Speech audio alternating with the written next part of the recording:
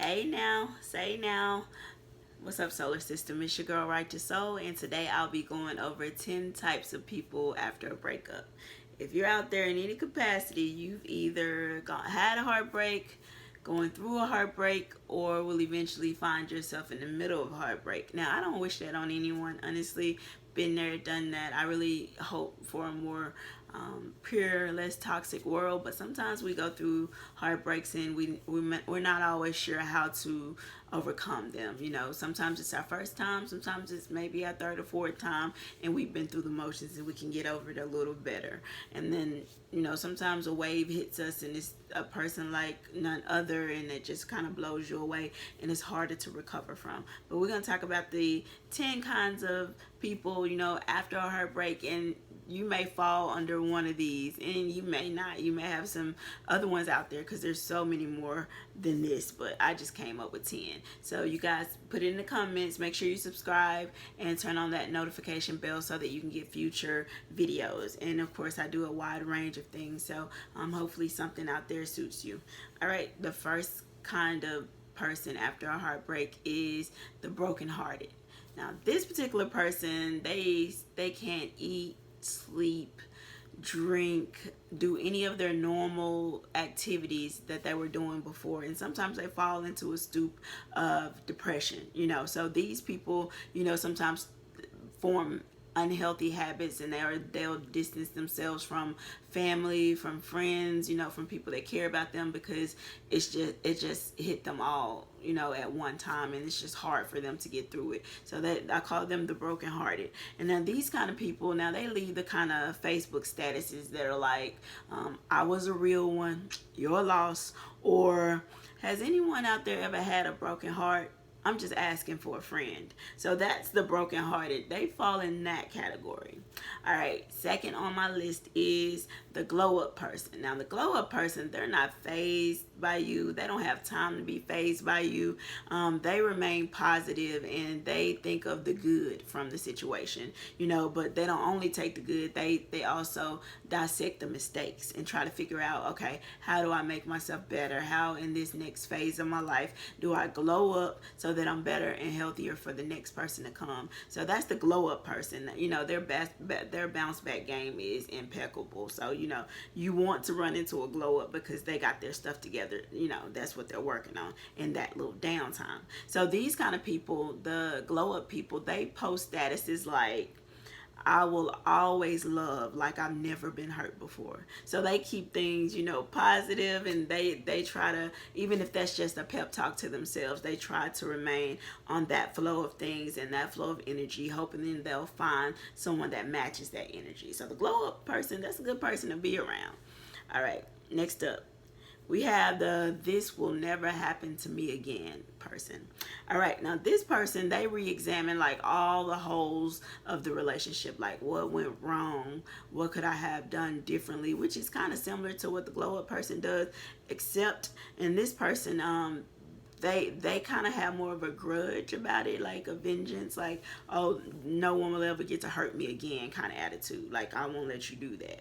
And so what didn't I look out for? What red flags did I miss so that I can catch them this next go around, because it won't happen to me again? And these person post statuses like, when you learn better you do better, boo, or something like, can't see the forest for the trees. So they kind of take on that mentality. So that is the this will never happen to me again person. So they're out, they're out with a vengeance. So theirs is a little different from the glow up person, because they're just ready to, okay, cross me next time. So next up, and which is number 4 on my list, we have the rebound instead of being down person, aka get over them by getting under someone else. So they go to the next thing smoking. These kind of people usually don't heal all the way, so they will be carrying baggage to the next relationship or to the next situationship, because they didn't take time to heal properly. They were like, on to the next one basically, and they won't let you see them sweat. You know, they were like, you know, I got this. I'm gonna get back into the game. You know, immediately. You know, I'm not gonna be on the sideline. I'm not gonna be benched. I'm next up. Who's next? You know, and they're likely going to use that attitude and mentality, and they're going to hurt someone down the line, which is unfortunate, but that's the mindset of the rebound instead of being down, aka the getting over them by getting under you person. So this person will post a status, and their status will likely say something like next, or it ain't nothing to cut that beat off. You know, they kind of got that, you know, I'm on to the next, on to the next. So their statuses are going to kind of look like that. And so, you know, then you'll get those people that are in the inbox, or you know, under the comments with the eyeballs, you know, the eyeball emoji, trying to figure out, hey, I'm next, you know, what's good, you know, you done with old boy, you done with old girl, you know, I'm up next. So that person kind of has that kind of attitude, and they will probably be good friends with the this will never happen to me again person. All right, next up, number 5 on my list is the workaholic. Now, the workaholic just simply engulfs themselves into work. It's work, work, work, work, work, like Riri said. You know, that's all they know, and that's all they will know, because they don't have time. And you know what? I'm not going to be focused on that. I'm going to engulf myself in what I know best, which is work. And they're usually good at their work. They take on projects to stay busy, and of course, it keeps them in that mode of not having to focus on what the red dot is, where the red dot is. You know, they focus on everything. They overthink, you know, situations sometimes, or because they don't want to fall victim again. So that's the habit. And they post status like the grind waits for no one, or love ain't all it's cracked up to be.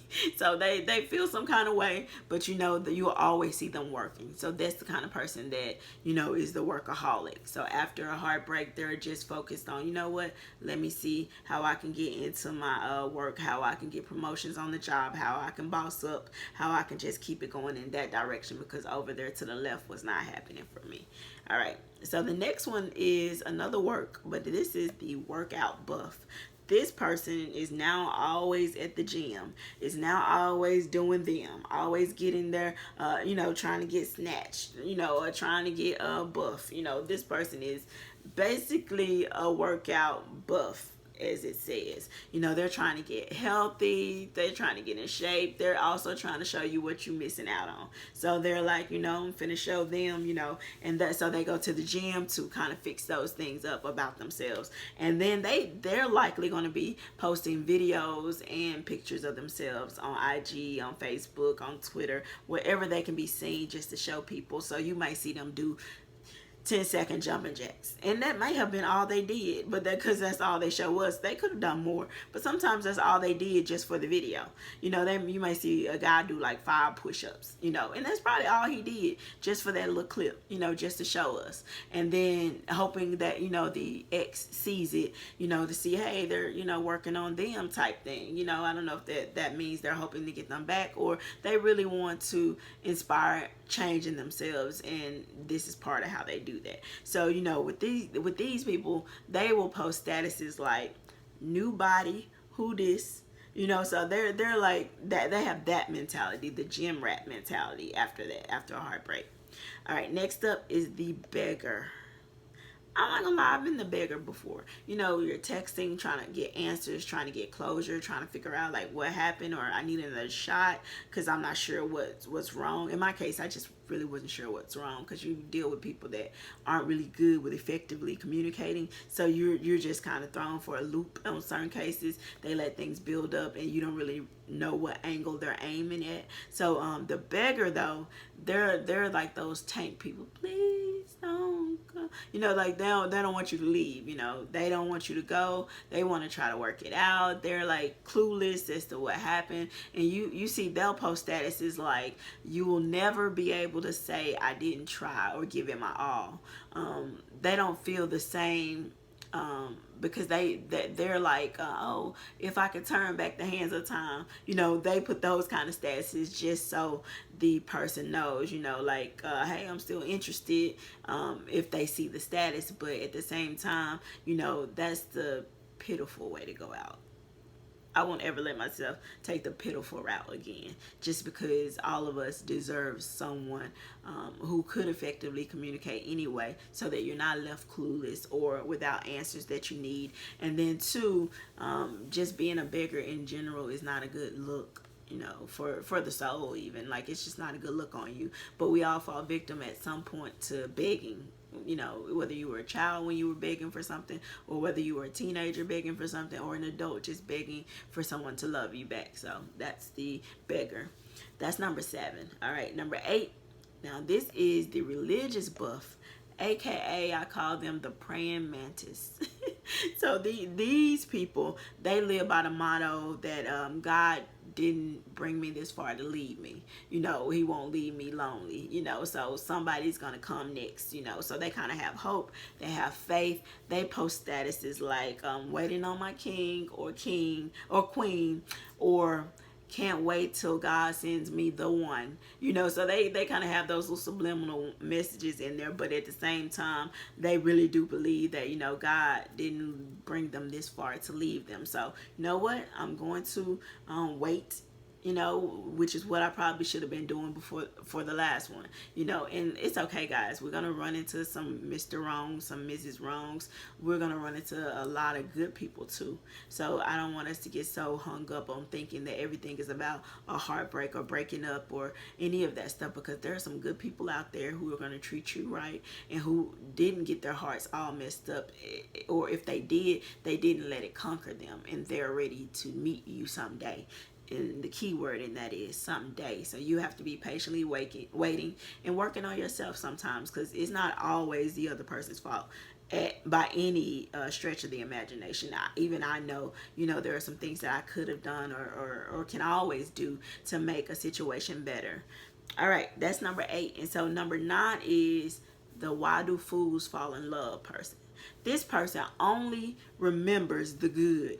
Now there's a lot of toxic, bad poison in that relationship, but all they can ponder is the good. And they're in the car listening to all the love songs, which I don't recommend. After a breakup, you do not need to be listening to love songs. And if you go look at one of my videos, the top 20 get over an ex songs, then you'll be able to see that the type of songs that you even want to listen to should be motivational, should be bringing you out of your situation, should be strengthening you, your heart, mind, body, and soul, you know. So those are the kind of songs you want to listen to after a breakup. You do not want to listen to these songs that bring you heavier and heavier down memory lane, and then it isn't even equal memory lane. It's only the good part of memory lane. So the why do fools fall in love person is only focused on the good things that happen in the relationship. They can only seem to remember the pleasant times. Don't ever get caught up in thinking that, because it's over for a reason. So there were a lot of other times, and you can't just, if you're going to focus on the good, you got to be able to focus on the bad and the ugly too. All right, and that's number 9. But also keep in mind, these kind of people write statuses, and their statuses are like, you only get something like that once, or how many of my Facebook friends have ever experienced real love, you know. And they'll say it hoping that their ex sees it. So, you know, those kind of people write that kind of a status. All right, last on my list is number 10, guys. We made it to number 10, and number 10 is the I wonder who took my place person. These people turn into stalkers. You know, they're borderline at that stalker mark, and it's going to be hard for them to stop. It's going to take months for them to even get it out of their system enough not to go back and check the ex's page, you know, to see what they're up to, or, you know, who took my place, so let me see who the new person is. Like, everyone breaks up and there's a new person immediately in the picture. That's not always how that works. Some people break up for their own good. Like, you may feel like the victim in this case, but you're not always the victim. The other person had to do what they had to do. And that's another reason why I understand when people leave more so than when they stay longer than they should. And that's because, you know, some people do have to, they finally get it, what they should have gotten all along, and they snap out of it and they realize that, hey, I should have been gone a long time ago for me, for my health, for my this. And these people start, the ones who do leave you and are called exes after that, they tend to be focusing on getting themselves together. So it's not even a personal thing against you. It's just that's how they jetted the relationship. And you can't be mad that it doesn't always work out. So the I wonder who took my place person is always either using a mutual friends page if y'all are no longer connected, friends, or if you blocked each other or whatever, they're using someone else's page to spy, basically, or they create a new page so that they can spy doing it that way, so they don't look so embarrassing or pitiful doing it through a friend, a mutual friend. So you got to keep in mind this person also goes through great lengths to see where you are in your new relationship, because that's what they're thinking, that you automatically just found someone else. So they're doing drive-bys by the house. They're trying to see who is it that is in the parking spot that I used to park my car in, you know. And so, like, who's taking my place, you know. And these people, they'll leave statuses like, do I ever cross your mind, you know, with a question mark, or there will only be one me, you know, like trying to reiterate that, hey, you can't replace me. And sometimes people aren't replacing us, they're just moving on to what's next. And sometimes that's becoming them whole, their whole selves, you know. They need to figure them out, and that's a good thing for you, because that keeps them from continuing to confuse you and send you mixed messages. All right. And they also try to go the religious route at the end when they throw in that last status, like, God don't make them like me anymore. Nope, only one me, can't be replaced, you know. So they go through those high extremes just to let the hoping the ex sees that. And sometimes they don't, y'all. Sometimes they just move on, and that's kind of how the way the world works. And if you're out there, if you're dealing with heartbreak, or you've dealt with it, then you know firsthand all the hurt that comes from that, you know, firsthand, how many times you've had to cry yourself to sleep, or how much closure you thought you needed. Y'all, we don't always need closure. Sometimes we just need to figure out a way to pick up the pieces, surround ourselves with the loved ones that we have, whether that be family or friends, and we allow them to help us get through the motions of that breakup. And that's pretty much it. Those are the 10 kinds of people, and it's not just 10, you know. This list can expand on 10 type of people after a breakup. If you fall under one of those types, let me know. Like I told you, like, I've been the beggar before. I mixed in religion before, trying to get myself together, but at the same time, you know, what can you do? It's a breakup, and it doesn't always break even. All right, y'all, remember, I know it's my world, you know it's my world, but it isn't a world without you in it. All right, I need y'all to like, I need y'all to comment, I need y'all to subscribe, because I'm only seeing a portion of my subscribers even commenting. And of course, we don't always see who likes or dislikes our videos, but I want to be able to communicate, interact with y'all, because there's going to come a time where my channel blows up, and when that happens, I won't be able to have as much contact with you guys. So definitely stay connected to me as best you can. If you see the video, share it on your social media page, please. You know, comment in the comment section, let me know you watched it, or chime in on the discussion of the types of people after a breakup. All right, and hey now, say now, I'm out.